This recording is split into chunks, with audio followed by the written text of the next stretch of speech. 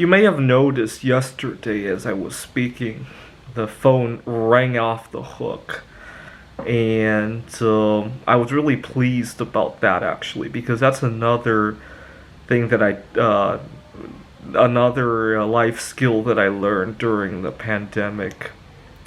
I used to have very limited mental capacity. I would do something and I would fixate on it, and anything that forced me to change the task or added a task to the task on hand used to be incredibly stressful for me.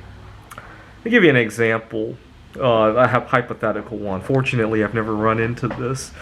Imagine I need to go somewhere to take care of important business, right? Everybody has done that. And then on the way there, the car breaks down. I'm running late. I need to call AAA.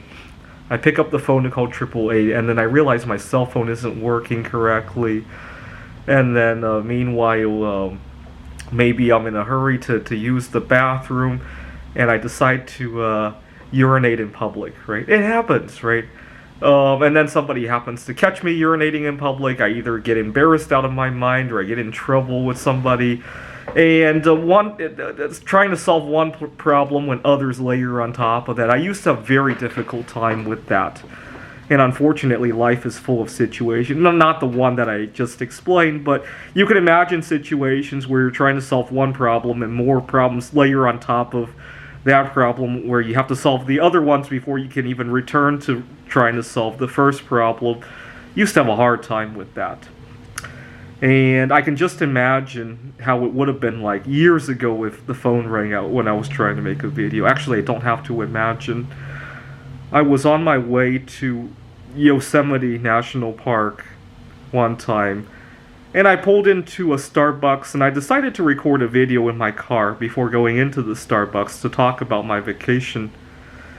And as I'm talking, it was a 10-15 minute video if I remember correctly. As I'm talking, somebody outside of the car waves at me, and I ignored him because I wanted to finish my video. I mean, I wanted to get to him, but I wanted to finish my video first. I thought he could tell I was recording a video. I mean, I have a big camera. It's not like a hidden dash camera or anything that I was talking to.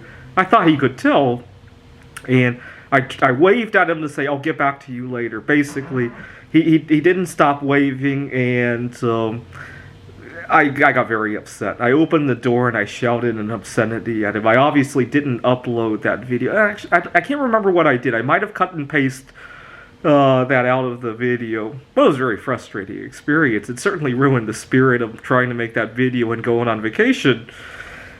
I was recording a video after work one day in my office when I think it was either a janitor or somebody wanted to come in to collect the garbage in the office and interrupted me, and I shouted some obscenities at him as well. I used to have problems with that. Not because I necessarily wanted to go back to my video or anything. See, nowadays I'm getting better at it. Sometimes somebody interrupts my video, I actually include them in the video, assuming they don't object. And my mental capacity has grown a lot during the pandemic. I think part of the reason is that we're all forced to improvise, right? We have to deal with not being able to go to the office, not being able to see our significant people in our life, not having toilet paper, not having your favorite foods when you crave them. We've all had to deal with that and improvise, right? It's forced me to stretch that muscle a little bit. And I like it because I've been able to handle much more complex tasks. I mean, I still struggle with it.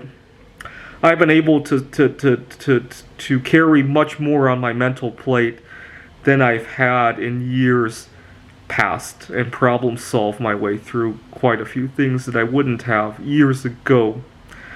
And I encourage you, hopefully we don't have many months of the pandemic left, but use this next couple of months as an opportunity to stretch that muscle a little bit. My biggest disappointment is when I go out, I see the country go in two different directions in terms of lifestyle habits. I see some people using this pandemic as a time to make changes for the better, to normalize their relationship with food, to get over social anxiety problems. I see some of that. I also see some people who want to drink away the pandemic. And it's kind of weird. I hardly see any in-betweens over the last year. We've got more and more extreme. I think at the end of the pandemic, we're going to have a big gap between the healthy and the unhealthy.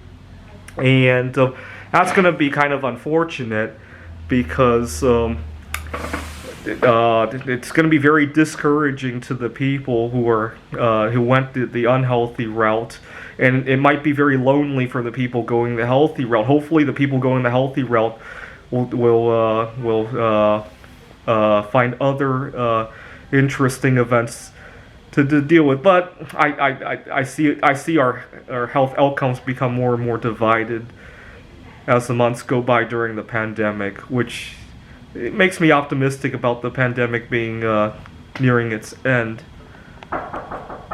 Anyways, I'll get back to you later today. I got something to tend to. Anyways, thanks for watching.